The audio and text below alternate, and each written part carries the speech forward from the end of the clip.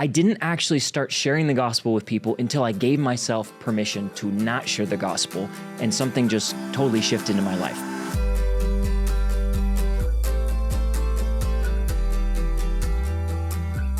So I was in the airport in the Philippines, and I was at a restaurant called Kenny Rogers Roasters. It is a chicken store that's like a competitor for KFC that was started by the country legend Kenny Rogers. So I'm sitting there waiting for my food to come, and I hear this guy say, "Where are you from?" And I look up, and this guy's face was so empty, and there was so much like depression and heaviness on him that even though his voice was like cheery, I looked at him and I was like shocked, like, whoa, what is going on with this guy? And we started making small talk, and I was a little uncomfortable. I was like, why is this guy talking to me? Like, I'm in an international airport, there's plenty of people, and I'm not even in line. Like, I'm sitting at a table, and he's like talking to me from the line, and he goes and gets his food, and I have this urge to just grab my bag of food and run off to my gate because my plane is about to leave pretty soon.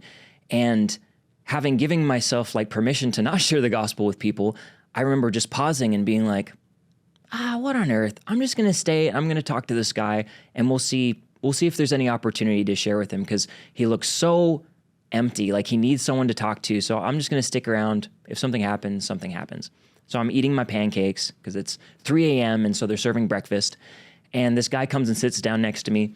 He asked me what I was doing in the Philippines. And one thing that I've learned when talking to people and having spiritual conversations is that one of the most helpful things is not to figure out like, oh, how can I put the gospel in this conversation, but is to just talk about yourself, and your faith is a part of who you are.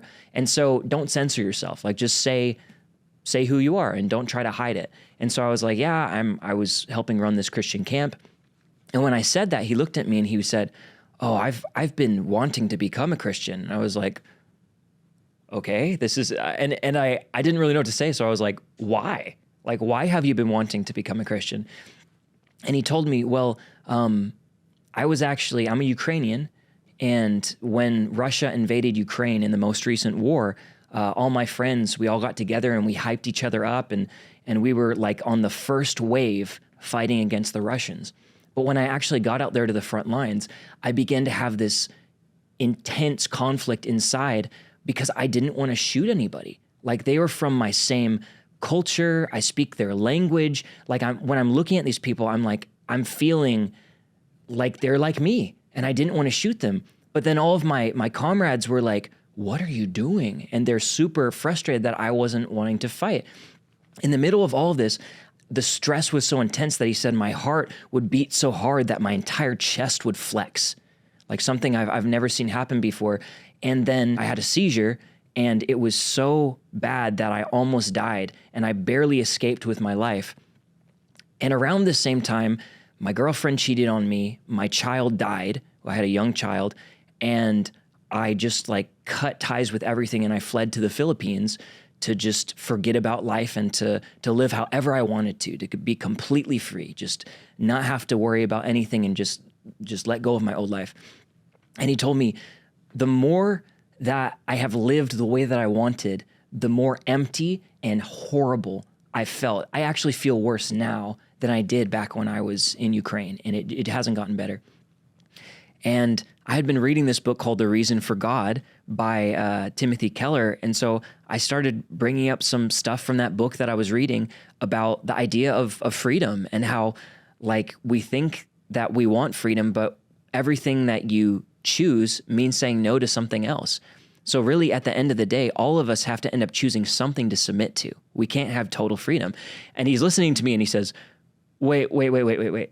Say what you said again. Say that thing again. And so I'm telling him this, and I start breaking down how every single person has this thing called the lower nature, right? We're all born with this desire to do bad things that separate us from God.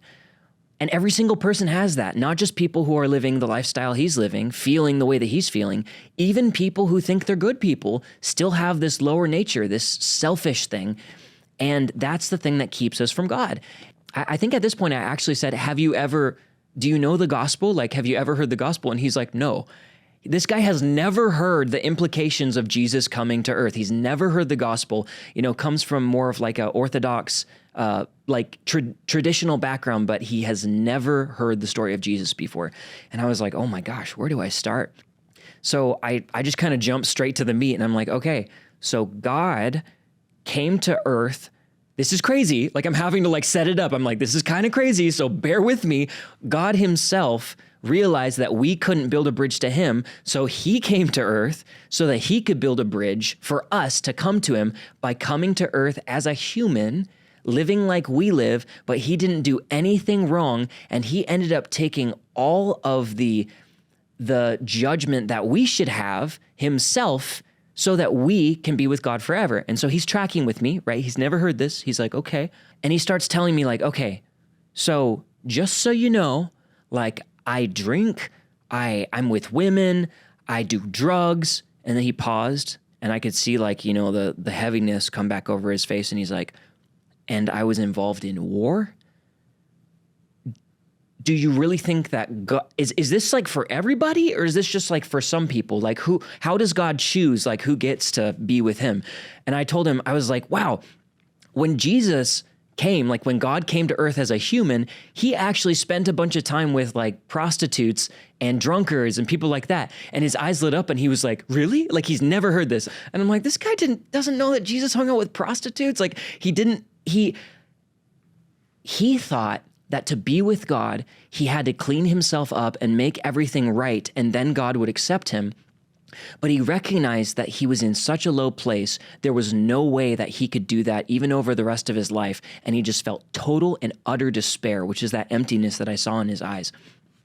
And as I started telling him what Jesus did and how the nature of God was, this change started coming over his face, and his eyes started getting wider, and he said, do you actually think that God could forgive me?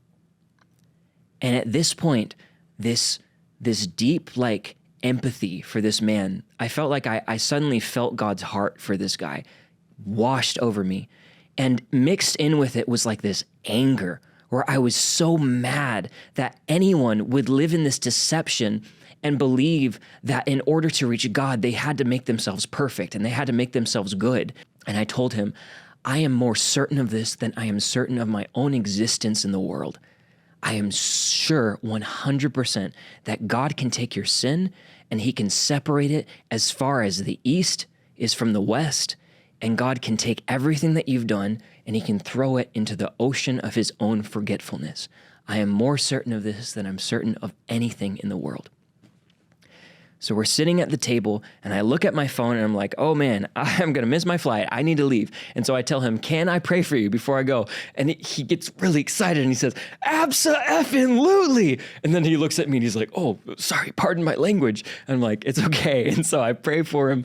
I give him kind of a list of things to do, because he asked me, how do I get started? How do I start following Jesus? What do I do? So I tell him to read the book of John, and give him some other resources, and I leave this guy, and I'm walking down the hallway in the airport, and I feel these waves of emotion. I'm just choking up walking through the airport, realizing that it felt flippant to me. I'm just maybe I'll talk to this guy. But God had this massive cosmic story that goes beyond what I can understand of drawing this man to himself, where he's been weaving this understanding of need for God and of the gospel into this man through life experience. And it's I imagine God looking across the airport, looking at this man that he's been preparing for years to hear the word of God. And it's he looked at him and he saw me at Kenny Rogers Roasters waiting for my pancakes. And he grabbed this guy and he sent him to me. And as I was leaving, the man looked at me and he said, I have no idea why I talked to you. It's 3 a.m. I'm tired. I don't talk to strangers. I have no idea why I walked up to you and talked to you.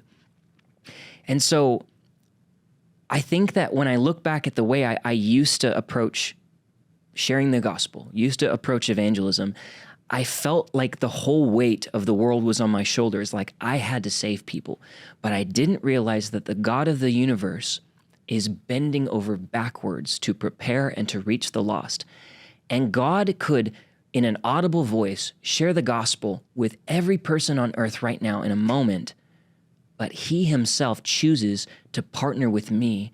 And that is not a weight, that is an honor. And it's the greatest joy of my life to be able to bring the story of God's redemption of humankind and the love of God to empty, broken people who want it and have been looking for it their whole lives.